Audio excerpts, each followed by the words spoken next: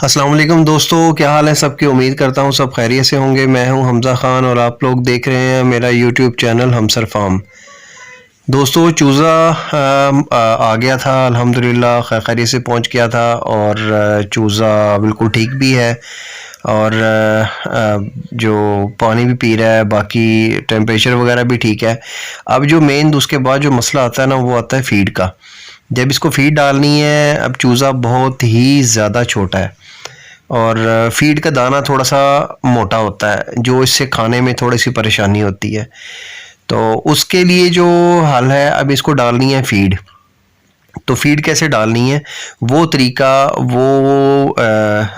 किस तरीके से इस फ़ीड को क्रश करना है और फ़ीड ज़ाया ना हो, क्योंकि जब चूज़ा छोटा होगा तो वो बारीक बारीक दाने तो खा जाएगा, पाउडर भी खा जाएगा, लेकिन जब मोटा दाना आएगा तो वो छोड़ देगा, तो फिर वो ज़ाया हो जाता है, क्योंकि वो पंजों से भी मारते हैं, उससे फिर वो ज़ाया हो जाता है। तो उसका क्या हल है जी, उसका हल ये है कि फ़ीड को क्रश करना पड़ेगा, फ़ीड को कूटना पड़ेगा, ताकि फ़ीड ज़ाया ना हो, चूज़ा सारी की सारी फ़ीड खाए।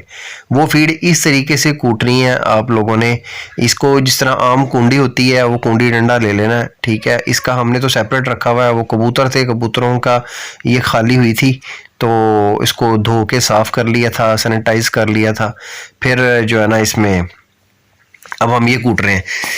ये इस तरीके से फ़ीड को कूटना है और कूट के बारीक बारीक कर लेना है, इसको क्रश कर लेना है। जितना मोटा दाना है वो ख़त्म हो जाए और बारीक दाना हो जाए, पाउडर हो जाए, इस हिसाब से ना इस फ़ीड को करना है। इस तरह कूटने से ये है कि फ़ीड का दाना बारीक हो जाएगा और आपकी फ़ीड चूज़े ज़ाया नहीं करेंगे, क्योंकि चूज़ों को आदत होती है स्टार्टिंग में हम उनको ट्रेयों में फ़ीड देते हैं ताकि उनकी पहुंच में हो, और जब ट्रेयों में फ़ीड दी जाती है तो चूज़े फिर पंजों से खुरच खुरच के बारीक बारीक फ़ीड ढूंढ के खाते हैं। जब उनको बारीक फ़ीड नहीं मिलती तो मोटा दाना जो है वो ज़ाया हो जाता है, ज़ाया कर देते हैं। तो उस फ़ीड से बचने के लिए कि वो इस मसले से बचने के लिए कि फ़ीड ज़ाया ना हो, क्योंकि इस हिसाब से फ़ीड फिर बहुत ज़्यादा ज़ाया होती है, तो उससे बचने के लिए फिर फ़ीड को कूटना, बारीक करना लाजमी है, ताकि फ़ीड का ख़र्चा कम से कम हो। जितना ख़र्चा कम होगा फ़ीड का, उतने ही आपकी बचत होगी, उतना ही आपका मुनाफा ज़्यादा होगा। तो आज की वीडियो का मकसद यही था कि आप लोगों को बता सकें, जो नई फार्मिंग करते हैं या जिनको नहीं इस बारे में पता, उन तक ये वीडियो पहुंच सके और वो ये काम कर सकें, अपनी फ़ीड का ख़र्चा बचा सकें।